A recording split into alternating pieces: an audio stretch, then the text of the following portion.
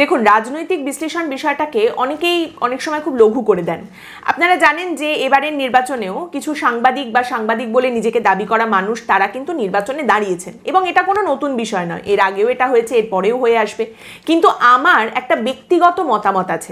আমি যে কাজটা করি সেখানে দাঁড়িয়ে আমার মনে হয় প্রত্যেকটা রাজনৈতিক দলের সঙ্গে আমার সমান সৌজন্য এবং সমান দূরত্ব বজায় রাখা উচিত। কারণ আমি কোনো রাজনৈতিক দলকে সন্তুষ্ট করতে পারবো না, সেই কাজেও আমি নেই। আমাকে সবাই গালাগাল দেয়, আপনিও দেখেছেন নিশ্চয়ই, কমেন্টে সবাই দেয়, আপনিও আজকে দিতে পারেন আপনার যদি আমার কথা পছন্দ না হয়। কিন্তু তাতে কোনো অসুবিধা নেই। অসুবিধা তখন যদি আমি দেখি যে একটি রাজনৈতিক দল আমাকে বেশি গালাগাল দিচ্ছে আর আরেকটি রাজনৈতিক দল একেবারে আমাকে ক্লিন চিট দিয়ে দিয়েছে, তখন সমস্যা। তখন আমার নিজের কাজ নিয়ে নিজের প্রশ্ন হবে যে আমি কোথাও একটা তার মানে গন্ডগোল করছি, যে একটা রাজনৈতিক দল আমাকে পুরো ক্লিন চিট দিয়ে দিচ্ছে, আরেকটা রাজনৈতিক দল গালাগাল দিচ্ছে। তো এইখানে দাঁড়িয়ে আজকে এইটা হচ্ছে নিরপেক্ষতার মাপকাঠি আমার কাছে। নির্বাচন কমিশন বলুন বা যে কোনো সরকারি প্রতিষ্ঠান, তারা সবাই কতটা নিরপেক্ষ সেটা সবাই জানে। আজকে ইডি, সিবিআই বলুন বা রাজ্যপাল বলুন, তারা কি ধরনের কথা বলেন বা কি ধরনের কাজকর্ম বলেন সেটাও মানুষের সামনে খুব পরিষ্কার। পশ্চিমবঙ্গের পুলিশ কি করছে বা পশ্চিমবঙ্গের পঞ্চায়েত নির্বাচনের সময় পশ্চিমবঙ্গের নির্বাচন কমিশনের কি ভূমিকা ছিল সেটাও মানুষের কাছে খুব পরিষ্কার।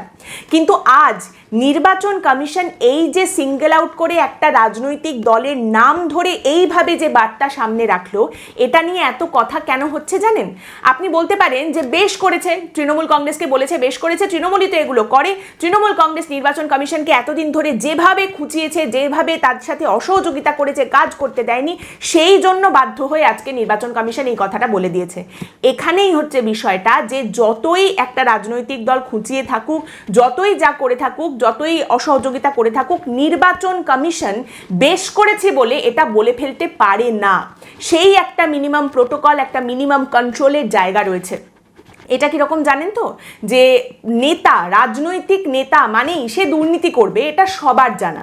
দুর্নীতি তো করবেই, নেতা আবার দুর্নীতি ছাড়া হয় নাকি, এটা মানুষের কাছে একদম নর্মাল হয়ে গেছে এখন। কিন্তু কখন চোখটা টাটায়, কখন বুকে গিয়ে ধাক্কা লাগে, যখন দেখা যায় যে নেতার বান্ধবীর ফ্ল্যাট থেকে, খাটের নিচ থেকে তারা টাকা পাওয়া যাচ্ছে, কোটি কোটি টাকা আর সোনার গয়না উদ্ধার হচ্ছে, তখন গিয়ে ধাক্কাটা লাগে। এটা হচ্ছে সেই রকম একটা পরিস্থিতি। দেখুন, বিষয়টা হচ্ছে নির্বাচন কমিশনের ভূমিকা নিয়ে বর্তমানে ভারতের প্রত্যেকটা অবিজেপি দল তারা কিন্তু প্রশ্ন তুলেছে, তারা নির্বাচন কমিশনকে নিয়ে অভিযোগ করছে, তার দিকে আঙুল তুলছে। একটি মাত্র রাজনৈতিক দল যারা নির্বাচন কমিশনকে বলছে যে সে সম্পূর্ণ নিরপেক্ষভাবে কাজ করছে। পশ্চিমবঙ্গের বুকেও একটি মাত্র রাজনৈতিক দল নির্বাচন কমিশনকে ক্লিন চিট দিয়ে দিচ্ছে, আর সেই রাজনৈতিক দলের নাম হচ্ছে ভারতীয় জনতা পার্টি, বিজেপি।